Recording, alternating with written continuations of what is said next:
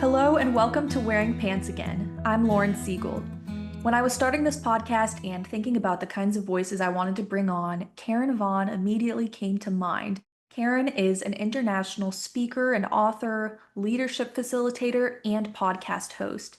She is the author of Get Off the Bench, a book that challenges people to stop waiting and start doing. In a world where so much emphasis is placed on metrics and likes, Kerryn's message is a refreshing reminder to put that aside and focus on pursuing what truly matters to you. I think you'll find plenty in our conversation today that will encourage you to take that next step toward your own goals. So here is my conversation with Kerryn. Hello, Kerryn. Welcome. Thank you so much for joining me today. Hey, Lauren, it's fantastic to be here. I'm very excited. And shall we tell everybody where we know each other from? Sure. So I discovered you from hearing you on my dad's podcast, and I know he was on your podcast as well. Well, I absolutely love your dad. And he came when I was in Florida. We actually did his podcast in person by the beach. It was fabulous. So I guess for people that don't know you or they're meeting you for the first time, how would you describe what you do? Right. Well, right now I'm a leadership facilitator mostly, and I help in organizations doing team building. I run retreats. It's funny because that's what I'm doing presently, and I thoroughly enjoy it. But I'm a bit of I don't know if it's a madpreneur. I'm not sure. When I get a bit bored, I sort of start something else. But I've started a lot of, a lot of initiatives in the past, and I think. If I was to put an umbrella over the top of it or a foundation at the bottom of it, it would be that I want to make a better world. And so whatever work I do, regardless of the type of work, it's all about how can I inspire people to think beyond themselves, and how can I inspire them to be better contributors and to be happy. So I'm a big believer in that. If you feel like you're happy and you're reaching your potential, I know we can never all reach our full potential, but well, maybe we can, but it's a hard life we're living in. But if we feel great about ourselves, we're great contributors. And so that underpins all my work. And your book, Get Off the Bench, what inspired you to write that? Now, can I go back a little bit to just explain Yes. how that happened? Yes. Um, Yes. so long story short, I was being a rock star, thinking that I was God's gift to everyone, in thoroughly enjoying the attention and everything else. And then one day I was playing a gig, and I got a phone call from my middle sister to say the next sister down, so the fourth out of five of us. Had been diagnosed with cancer, and that knocked me for six, because I just straight away went, well, she's going to die. That's all there is to it. And very long story. She wanted to go to Hawaii. She had a brain bleed on the plane. She ended up having emergency surgery in Hawaii. We got her back, but her brain was full of tumors, that was secondary to other cancer, and which we thought was gone. And anyway, we ended up losing her. But because I was the oldest in the family, I was the one that thought, I've got to save her. It's my responsibility to save her. And I tried, witch doctors, you name it. Like, I tried everything. How can we save it? And I failed. I didn't really fail, but that's how I perceived it. That's how I interpret it. That's the sort of narrative that I instilled upon myself, wrongly, which caused me a lot of suffering. And so I have to tell you this, it's funny. I decided that because I was too tough to cry. Like, I had this stupidity about me that you had to be strong, and you had to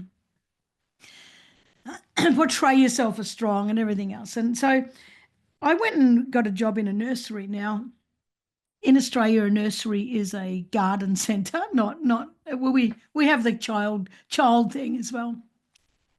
But excuse me. It's winter here, Lauren. You're gonna we're full of coughs and sniffles and God knows what over here. So I got a job in a nursery where naively thought I could hide behind plants, and grieve silently. But um, turns out the boss, she was a terror. She yelled at everybody. One day I locked her in the shed and then just walked out and somebody let her out. Damn it. I thought that was hilarious. But anyway, um, but the town sort of got behind me and said, we're having a relay for life. Do you have relay for life in America? Do you have, it's a cancer council thing and you do an overnight relay and raise money. Yeah, a lot of people in the town said, do you want to come and join the committee? I was like, yeah, maybe I will, and I was a bit cocky because they said, do you know anything about music?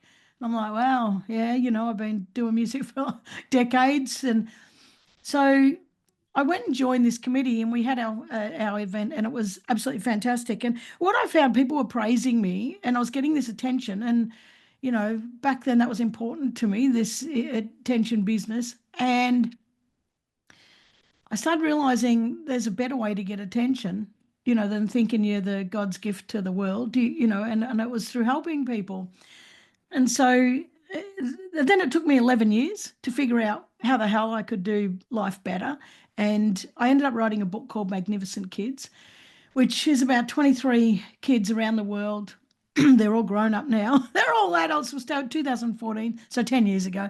And all of them, 23 of them, under 18, and they were doing world-changing projects. And I was 50, and I was like, Kerryn, what is wrong with you? These kids are kids. Some of them are 7 and 8, and I'm 50, and I'm like, what are you doing with your life? Why are you wasting it? Like you've got so much potential. So after writing that book, I started. It ended up being I had a book launch, and I ended up meeting a guy in Africa through Facebook. And actually, I'll tell you that story because it is good. I like the failure part. I decided that I would start a Skype project between Australian schools and African schools. And so over the 18 months of planning this, I had 45 African schools on board. They couldn't wait to do it, like this in-person pen pal thing. Eventually got 30 laptops and sent them over to Africa, but didn't think at all, and this is something that I do, I jump in and never thought for 1 minute that, wait a minute, they're on a different time zone to us. While the kids in Africa were in school, the kids in Australia were in bed. And so it was never going to work. So I completely failed. But there's worse. I sent laptops to a country where 95% of them don't have power. So they were spending an entire day out charging these laptops. They couldn't get internet. So it was an absolute pointless exercise. But they were what I learned, the girls were fetching water and being sexually assaulted on the way. And so I transferred, a lot of different things happened, but basically put in solar systems into the schools to help the girls study. We put in water tanks and connected water to villages, and I had a sponsorship program, all that. It lasted 8 years. I had to call it quits last year because it just burnt me out. It was just too much work. But it was an absolute failure that turned into a great thing. Anyway, there's still more. You can ask me more questions on any of these, but I'll cut to the chase. Then I started Girls with the Hammers, and then in 2018, which is a females women's conferences and that sort of stuff. And then I kept getting asked to speak at conferences around the world and that. And then I was at one, and he said, "Can you run a workshop?" And I'm like, "Yeah, well, what are you wondering about? How to start a project?" And I said, "Why are you asking me? I don't know how to start. I don't know what the hell I was thinking." Sometimes it's good to step outside of yourself, you actually have a look at what you have done. So I did it. But as I was doing the workshop, we only had an hour, and I kept saying, "Oh my God, you need to know about funding. Oh, you need to know about this. Oh, you need to know about that. And I haven't got time. Give me your email. Promise it's not a marketing thing. Give me your email, and I'll send you a PDF of some more stuff." So I started writing this PDF, and it turned into a book. Like I had enough there. I thought, why don't I just make this a book, and then everyone can have it. So there's 1,000 questions for you in all of that, but that's that's how Get Off the Bench came to fruition. I'm missing a whole Yeah. lot. You know Um, that. Can you tell me what the general idea is, like the message of get off the bench? Yeah, it's like get off the damn bench. Stop sitting there. Stop sitting there.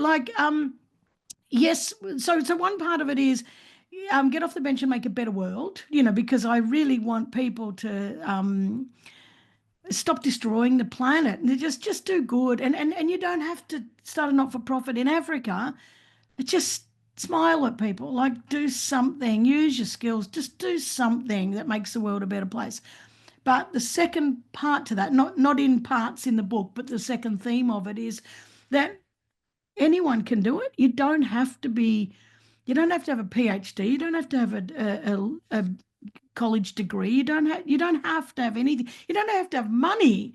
Just just start, and if we do that thing that fills our cup, we show up better. The world believes in us, and then they're inspired to do it. So maybe I'm just trying to create an army of do-gooders. I'm not sure, but it's the theme is just come on, let's do it. When I was reading your book, towards the beginning, there was a list of things that could be reasons that are keeping people from getting off the bench. And Yeah. you gave a whole list of probably 50 or so things, such as not prepared to take risks, overwhelmed by the big picture. So many things on that list resonated with me, even Yeah. as far as things that were stopping me from even starting this podcast. I feel like what you've said is so true that it's just taking the first step. But for some reason, sometimes even just doing that is so scary to think Mm. about doing. Well, there's in all that, they all fall into five categories, and people don't take action because one, they don't know where to start. And my antidote for that is just start. It just start. Like just do anything. Tell a friend. Like start research. Start writing something down. Go and talk to someone. Whatever it is, just start. Do something. I have this strong belief that as soon as you put one paver down, even if you don't know what it is, and step on it. Do the next one will appear. Actually, I will come back to those five things, but one thing I do, I've got this principle called the ABC principle, which you will have seen in the book, and it's kind of a bit of fun. I'm here, eh? That's the A. Get it? I'm here, eh? Anyway, and that's what I see, and that's my vision. So always know where you are and what your vision is, but in the middle, let it be. And when I say let it be, kind of let the universe sort of conspire, let magic happen in there, but also the B is be active, be opportunistic, be aware, be whatever it is to do your thing, your humanly physical thing, and don't be so tight on where it has to go, because if you look at my projects, and I've only talked about One Planet Classroom so far, which was the not-for-profit Africa. Had I been rigid and said, no, it has to be a Skype project, it would have completely failed and not brought about the life-saving changes that it had. So I like that little middle bit to be a bit just trust that the universe has got your back. Some people listening to this might be thinking, oh my God, what woo-woo rubbish is that? That's just stupid. But it's not. It's always worked for me, and it's always worked for other people who have applied it. So anyway, I'll leave it there. So the first step, no, I'm not knowing where to start. The second one, overwhelmed by the big picture. And that's also what I just talked about then. Just, it is too big. You're never, ever, ever going to know all the variables of what you want to do. You never know where it's going to lead. So just have a vision and head in that direction. Or break it down into little chunks. What five things I can do today? Or what's one thing I can do today? In that direction. Just keep nudging in that direction. What else is there? Imposter syndrome. That's huge. And imposter syndrome, for those who don't know, it's when you think, well, who am I to do this? There are already other people doing this. No one's going to believe what I have to say. I'm just a that sort of thing. I just don't understand why we let fear hold us back, because every time we step into it, it doesn't end up as bad as we thought it would be. Never. So I just recently started this podcast. I put out an interview this past week on Tuesday, and then later that night or the next day, I saw that like something like Taylor Swift was on going to be on a podcast. And I see that obviously that's kind of a silly, crazy example, but I see something like that, and I'm like, wow, who's going to want to listen to my podcast? Or I only compare myself to the people who are exponentially more successful than me. But Yep. obviously, that's not fair to compare myself to that, but I still do it anyway. Do you ever experience that, or do you have any advice for people who succumb to that way of thinking? Yeah.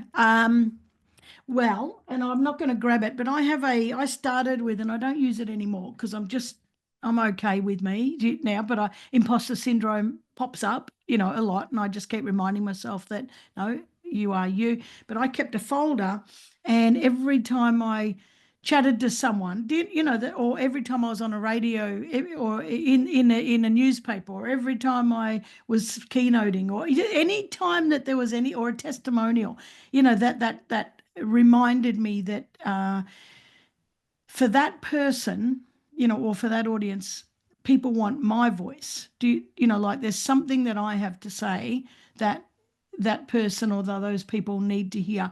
And I kept this folder, and every time I would have an imposter thought, I would look in the folder and say, no, you're doing all right. So that's one thing. But also, Lauren, what, look, if you think I say this, the sun shines just as bright on a sinner as it does a saint. And I'm not calling you a sinner, and I'm not calling Taylor Swift a saint. But if you look at us as human beings from a soul level, do, you know, why is Taylor Swift any better than you on a soul level?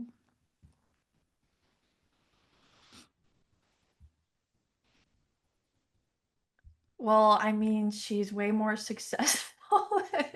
I No, don't know. Now, you know what the problem is? We're raised in this ridiculous world where we go to school, we get taught we have to compete with each other, and you're only good if you've got achievements and if you win a medal and if you get A's or whatever, however you do it over there, the best score in the class and that kind of stuff. And then if you go to college, you're better than everyone else. What rubbish? Like we're raised in this world of fear that if we don't have achievements and if we don't buy a house and if we don't have the best car and if we don't have all these things that are materialistically we can be proud of, then we're a failure. But what about who's a good person? What about who smiles at the neighbor and saves them from, like maybe today was the day they were going to take their life because they're so lonely, but you walked out of your house and you said g'day and you smiled, and then they're like, oh, someone saw me. And then they had something else happen that day and turned their whole life around. But just because you smile, why would that person, hi puss, why would that person be less important that someone who's got a talent and sells millions of records? Now, I'm not saying she's not talented. I think she's amazing, but she brings a lot of joy with her voice. But as a human being, there'd be no difference between you and her. She would still question herself. She would still doubt herself. She'd still have people who criticize her. Do you know what I'm saying? Yeah. I feel like there's such an emphasis on how many likes does something get, how many followers, Yep. how many views, Yep. and it's the thought that that's what determines your worth or your success, even though I know that's not true, and Mm. so I'm trying to work on that. Don't look at I don't look at my metrics. I answer comments, but I don't look at who's liked something, and I don't care. And if you were to go look at all your likes, actually, here's a test for you. Go and look at the likes that you have on something. How many of those people are you really close to? And a lot of them you might not even be really close to. You might think, who is that person? I don't even know who that person is that's I'm friends with on Facebook or something like that. And it if you want to know your worth, send people a voice message once a week. Just send someone you're close to, hey, just thinking about you, blah, blah, blah. That's how you change the world, not by how many likes you have. And it's hard for me to get it through because social media has been a lot of your life, and I hate that it's taken over. I'm 62 and I hate that I have to use it for my business and I can't stand that. But I think it's ruined us, and I think we forget who we are. And look, Lauren, at the end of the day, it's not about it. Just remember this: it's not about our achievements. It's about how we leave a person after a conversation. Like, what's it like to spend time with me? Do I lift people up? Do I, and if we're in a conversation with someone, and I'm not saying this conversation, this is great for people to hear, but if I was friends with you and lived in Tampa, by the way, I've been to Tampa multiple times. I love the place. And look at this, my water bottle, USF, Oh, nice. South Florida. Um, if I, if we were hanging out and every time I come and saw you, um, you said, oh, I really want to do a podcast and I'm like, yeah, just do it. And then I see you again. Hey, hey, where are you going with that podcast? Oh, I just don't think anyone wants to listen. Oh, well, just start it. See you again the next week. How's a podcast? Ah, I'm not sure that anyone wants to listen to me. Well, eventually I'm going to say, Lauren, you're a pain in the ass to hang out with. Stop whinging all the time and get off and do something. Because do you know what I mean? But if on the other hand, I said, how's the podcast? You said, I don't know, I'm just going to give it a crack. If it fails, it fails. I don't care. Like I'm not going to live my life worrying about it. And then I come the next week and you say, oh my God, I did it. And oh my God, I failed. I screwed up so bad. I did this interview. It was terrible. I would love you more. I would think, God, that's great. And it's inspiring when people doubt themselves, have a crack anyway. And like you make me then go, oh, I might have a crack. I should do that thing. I might start crocheting blankets. Maybe I wouldn't say that, but Yeah, that was another quote that I highlighted from your book was the person who tries is far more admirable than the one who never did. True Yep, failure is doing nothing. So, that's right. um, what would you say to somebody who maybe has an idea that they want to do, but then they think, oh, I'm too old or I'm too far along in my path. I can't completely change directions. Mm. If you're talking about giving up a paid job, like a secure job, and jumping to another one without knowing if it'll work, I caution that. And I'm not saying don't do it, but do it as a side hustle first. Until it builds. Like, don't just go put your whole life into insecure chaos. But I don't think there's such a thing as being too old. I think, for example, if I'm 62 and I say I want to write a book, but I'm a bit old, um, it's like this. Do I have something to say that might help somebody? Yes, I do. Do my fingers work to type it? Does my brain work? Can I figure out the computer? Can I do I have the capacity to ask someone to help me format Word? Yes. Why am I too old? Why am I too old? Am I too old to climb Mount Everest? Yes, because maybe not, but I don't want to do the work. Do you know what I mean? But um, I read about a guy who was 82 when he wrote his first book, and it was hugely successful, but he put it off until he was 82. And that My Magnificent Kids books proves that you're never too young either. Some of those kids are not doing what they started doing, but they did it. And I don't think age is a barrier. I don't think sex is a barrier. I don't think income is a barrier. You know, um, I think there's stories we tell ourselves to avoid fear. That avoid well not to avoid the fear of failure. The that what if I do it and it's stupid and someone criticizes me? Well, I can tell you now, people are going to criticize you anyway. Like that's the world we live in. Um, and the people that criticize you are not the people that are in the ring. They're the ones that are sitting around the edges, poking at everyone.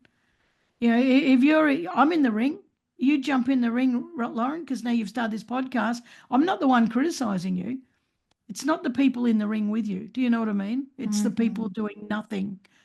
They're the ones that are, they're the ones that poke it. Never Yeah, take constructive criticism from somebody who's never constructed anything. that's so true. Kind of pivoting a little bit, you recently published a gratitude journal. Can you tell me more about that? I did. It's 100 days of gratitude. And basically, it's the same thing every day. And it's just, three things I love, three good things that happened today, three good things I did for other people today, three that type of thing. So there's about six questions, and there's also a reflection. So what do I want to reflect on today? Do you know? And when people start it, so it's 100 days, and my theory is, and I've proven it, if you do it for 100 days, your life changes. Do you know? You just become more at peace, you become more grateful for what's around you. When people start it, they're like, oh, what do I love? Oh, chocolate, Netflix, my kids, that sort of stuff. And it takes them about a week before they start going, well, I love the sunshine. I love watching the raindrops on the grass. Do you know that they start to shift to things that, my God, I've taken that for granted. So yeah, so my hope is that people do it and their life shifts. Everyone who's done it says it has. So although I've got to say, a lot of people get into it and then they stop. They do stop, start, stop, start, stop, start, which is okay, but much better if you can discipline yourself to stick at it. But yeah, just another little attempt to make the world better. And through listening to some of your podcasts that you've done and listening to you speak, it seems like your philosophy is kind of if you can just help one person, Mm. then that's enough for you. I think that's really cool. You also talk about kind of the ripple effect, and sometimes you don't even if you do a kind thing for somebody, you might not even know if it will make an impact in the moment. Well, I live by the philosophy that, and I can't remember who wrote the quote, but it's, plant the tree of the shade that you'll never sit under, and be thankful with that. A lot of people need tangible evidence of their work. But I don't care about that. And maybe that's taken me years to be like that, not to need that. But that planting the seed of the tree you never sit under, that is that ripple effect. It's like you don't need to know where the ripple goes. You just need to know that someone else will benefit. And you just need to do good and plant a good seed. And you said something, oh, that helping one person. That when I was playing in the band, I remember playing at this pub, a hotel. I don't know what you call it, a drinking hole. Anyway, it really is a hole. But anyway, and this we we're playing in this just me and a drummer, Gordon, and this cricket club came in, and they were drunk and obnoxious, and they were loud, and they were just making everyone uncomfortable. They're just horrible. And I remember I turned around, I was a singer guitarist, and while we were just playing guitar, in between verses or something, I turned around to my drummer and I said, I'm going to smash my effing guitar over their heads if they come anywhere near us, bloody assholes. Do you know? And then he says to me, Kez, look at that one woman up the back with the green jumper on. And I looked at her, and she was totally oblivious to this cricket club, and she was it grooving away to the music. And then when I started singing, she's singing along with me, and she was in her own world. She will have gone home so friggin' happy that night, and with her cup filled. She was that one person, and that would have been 25 years ago. And it never left me, him saying, always do it for the one. Always do it for the one. And so that's also been my philosophy is who if there's one person that leaves tonight or today better, then I've done my job. Oh, there's Puss. He likes to come by when I'm doing interviews. So I know you're also working on taking a group of leaders to Nepal. Can you tell me about that? Yeah. So we do so when I said before we started Girls with Hammers, which is women's empowerment, we do when we say women's empowerment, now listen, here's another failure. I started that. I was sitting at the front of a workwear, a tradies workwear shop, and I love flannies. Yeah, flannies are flannelette shirts. I don't know what you call them over there, but Oh yeah, flannel shirts. Yeah, flannels, yeah, yeah. I love them, right? Because we have a little farm. And I'm like, I see one hanging in the window, and I'm like, what? What? Every girl should have a flanny. Every girl should just know they can be whoever they want. If they want to wear a flanny, go for your life, right? And so my partner got back in the car, and I said, I'm going to start something called Girls with Hammers, and I'm going to go and let teenage girls in schools know that they can be anything they want, and don't sexualize yourself for the boys. You just be the true big you that you are. And anyway, I went and talked in a couple of schools. My God, the girls just looked at me like, who the hell is this old nana telling us not to take selfies of our boobs and God knows what? It was a real failure. It was a real failure. But we decided to have a conference, and it turns out that the women who came were between 45 and 65 mostly, and they were seeking connection. They just wanted to seek that they're not alone. They want to validate that I'm not alone. Other people are going through this. And so we took a break this year. This year's been a bit of a we needed a bit of a rest, but we've done 6 of them every year, each year, one a year over 6 years. Anyway, um, and that's been massive. But as an extension of that, we started running retreats in Cambodia.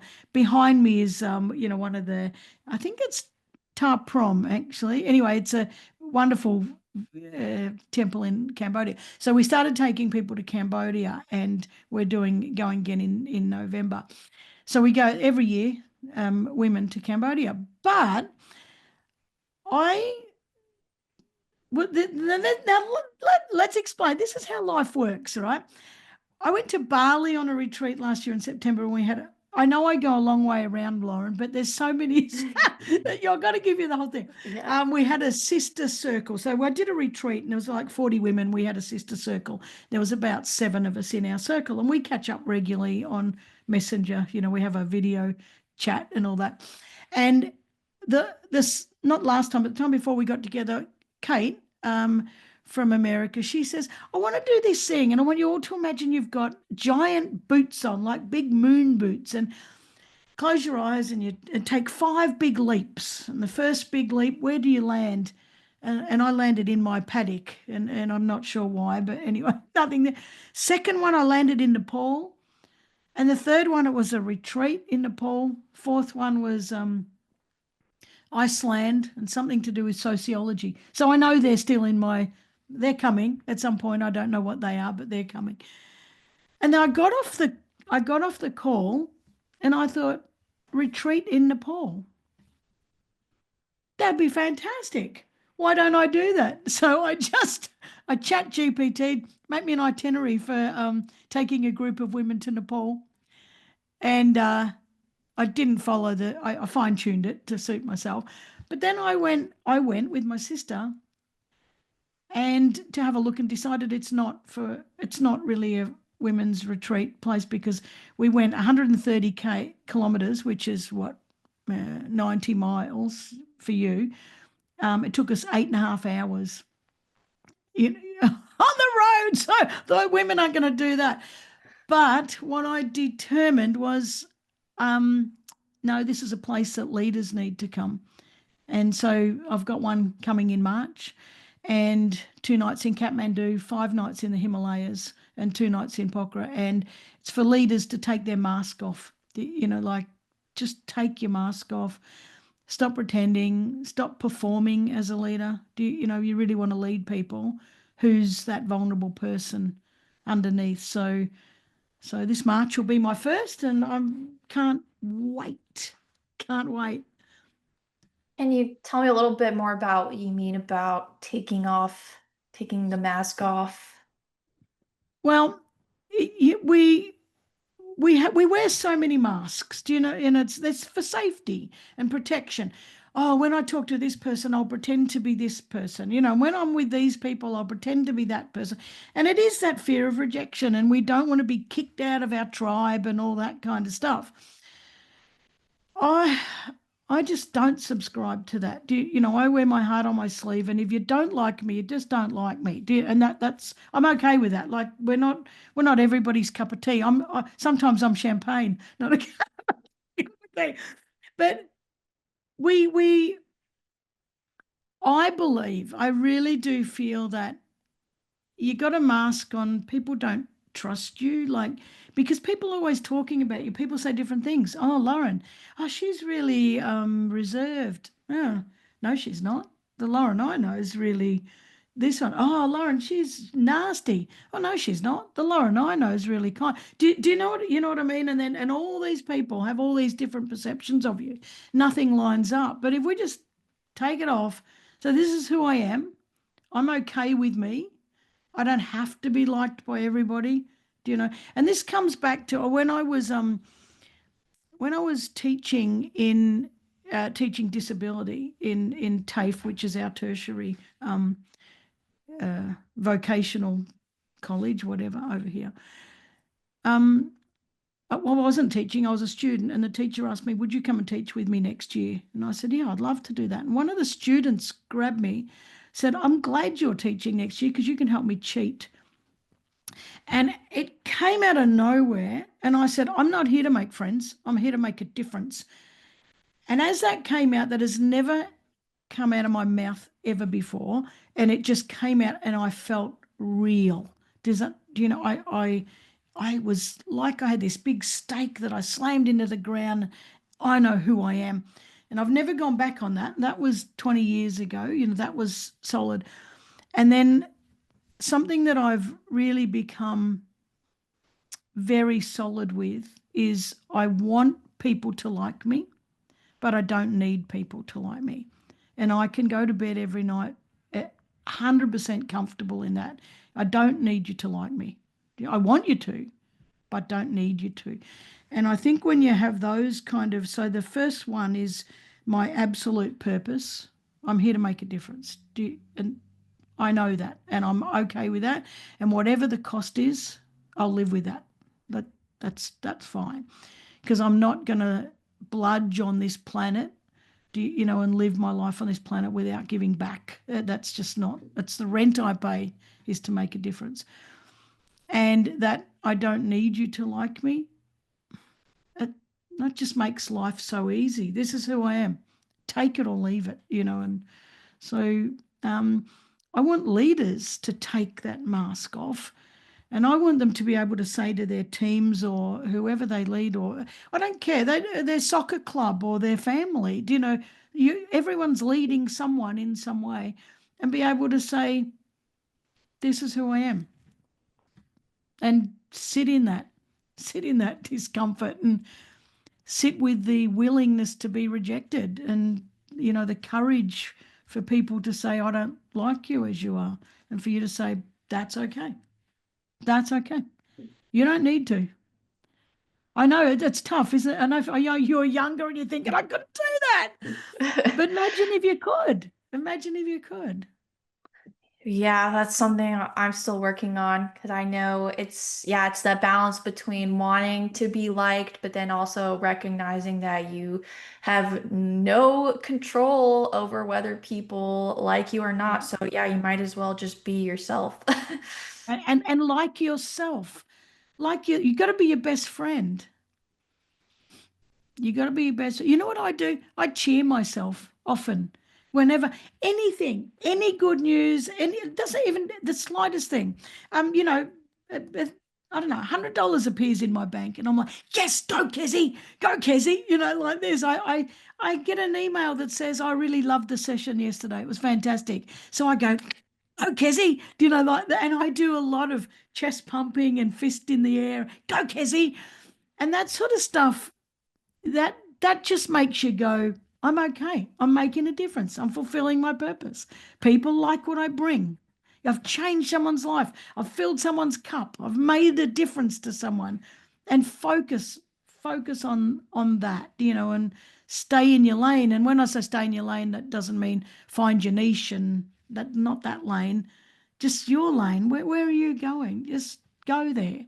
Go there. And don't worry about Taylor Swift.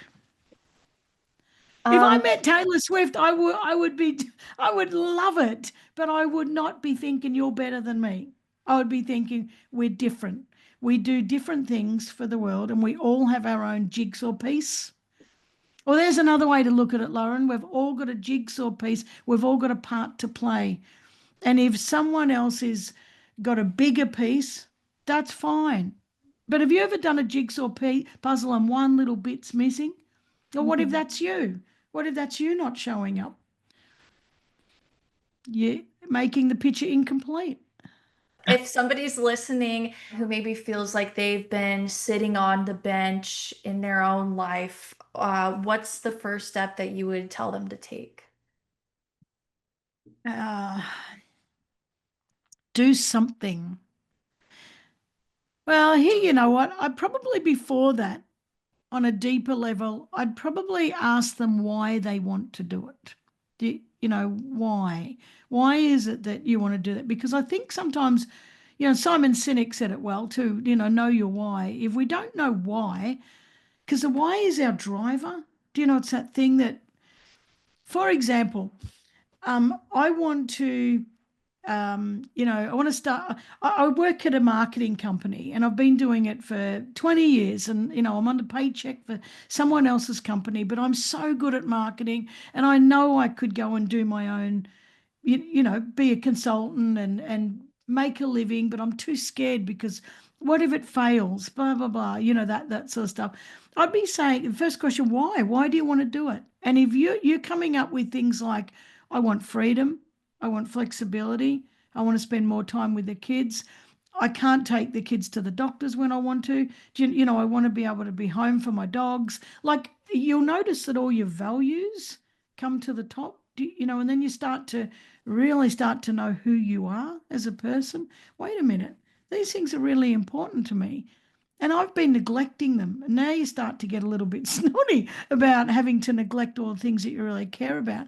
So that you sort of start doing it for them, and doing it for them becomes more important than your fear of failure, if that makes sense. Um, Security, whatever your values are. But then after that, I'd be like, what's the first thing you need to do? Tell someone. Like tell someone, hey, I'm thinking about someone you trust.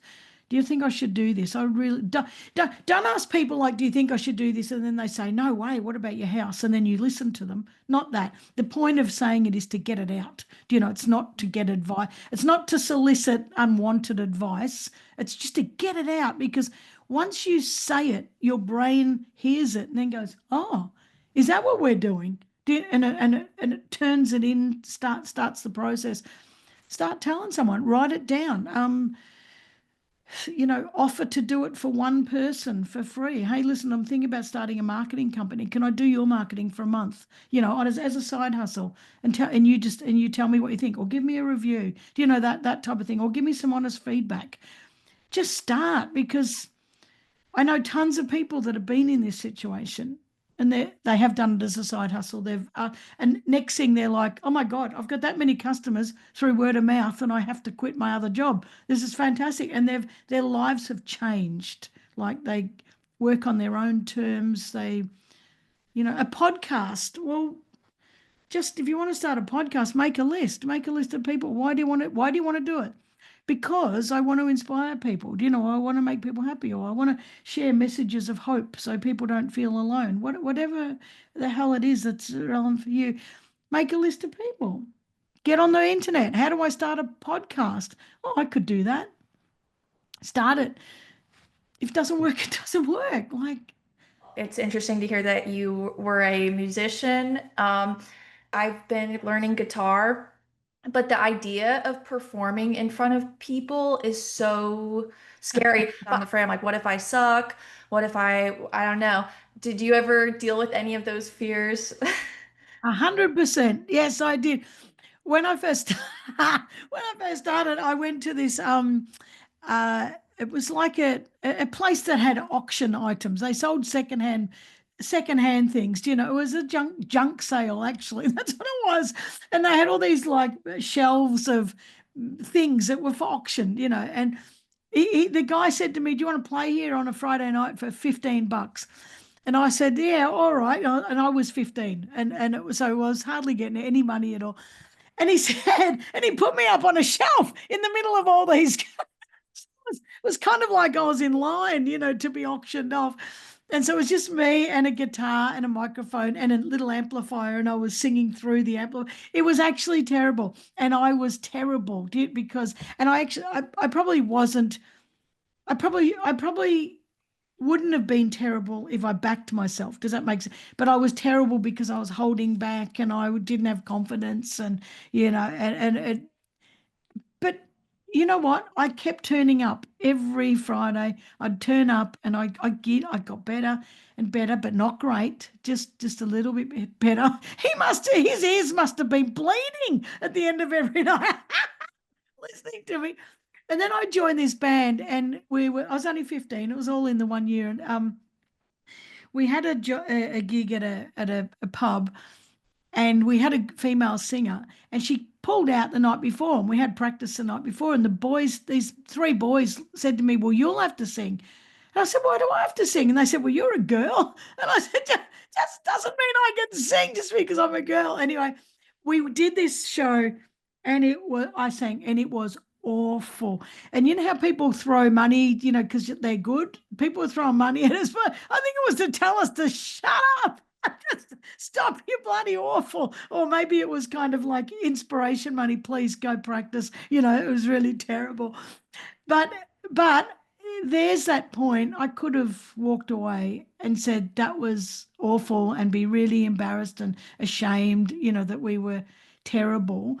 But the why is a bit, I love music, and it runs through my veins. And there's no way would I stop, because that would mean dying, not having music. So you just keep at it and keep at it. And as it turned out, I got kicked out of the primary school choir because they told me I couldn't sing. And it was true, because I wasn't trying. I was just that fear.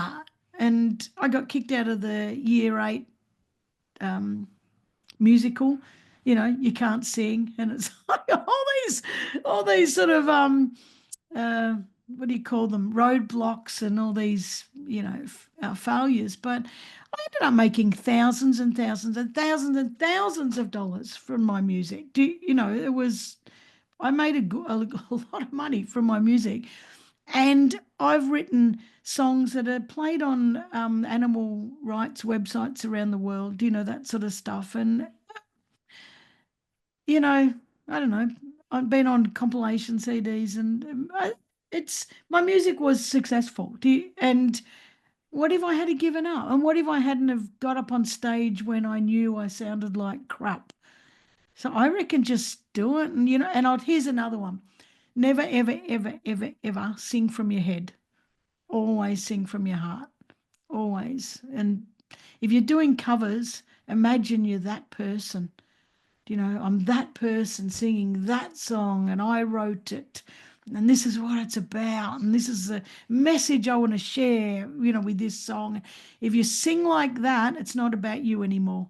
It's about the song coming out of you, and you just become like this vessel, that just carries it. And it's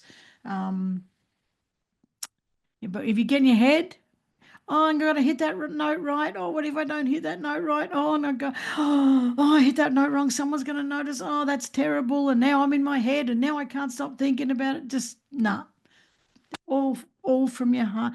all my keynotes, all my training that I do, everything is from my heart. And I'm not as polished as a lot of other people that do what I do, but people still choose me because they know they get the truth, they get the heart. They get the screw ups, they get the admission of the flaws, they get the tears. I cry when I talk about stuff when I'm training, you know.